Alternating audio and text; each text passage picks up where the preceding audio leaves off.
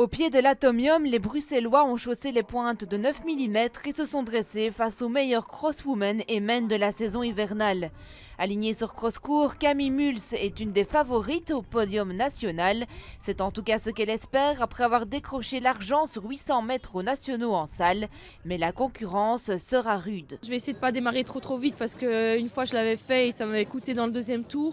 Donc là, on va plutôt suivre le tempo et puis on verra si on peut accélérer au fur et à mesure du cross. Au menu de la jeune athlète de l'Excelsior, 2 km à un train d'enfer. Et dès le départ, Camille fait côte à côte avec les meilleurs, dont Elise Van der Elst, la toute grande favorite au titre national.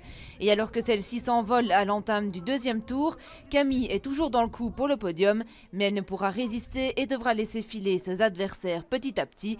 À 300 mètres de la fin, elle est contrainte à l'abandon. Après un tour, je me sentais encore bien, donc j'essayais de dépasser la fille qui était juste devant moi, Annelies Nason, mais elle regardait à chaque fois derrière elle et chantait qu'elle ne voulait pas me laisser passer. Et à un moment donné, je me suis dit, je vais dépasser un peu dans un tournant, et là j'ai senti que ma cheville, elle s'est croquée. Donc je me suis dit, je vais un petit peu continuer pour voir si ça va ou pas, mais après ça me lançait de trop que j'ai voulu arrêter pour pas empirer la suite de la saison. Toujours sur le cross-court, Simon Petitjean, fidèle au grand rendez-vous. Son objectif, c'est le top 20, voire le top 15. Le soleil et l'absence de boue jouent en sa faveur. À 1 heure du coup d'envoi de la course, c'est la difficulté du parcours que ce jeune doctorant appréhende. Ça fait un peu peur quand même, surtout que ces 2 dernières années, j'ai eu des mauvaises expériences, mais du coup ça va vraiment être rester calme au départ, revenir progressivement, s'amuser, ne pas s'exciter. Et puis dans le dernier tour, c'est les jambes qui décident. Et c'est parti pour 3000 mètres à affronter. Comme d'habitude, ça part très vite et Simon, lui, se place dans le peloton.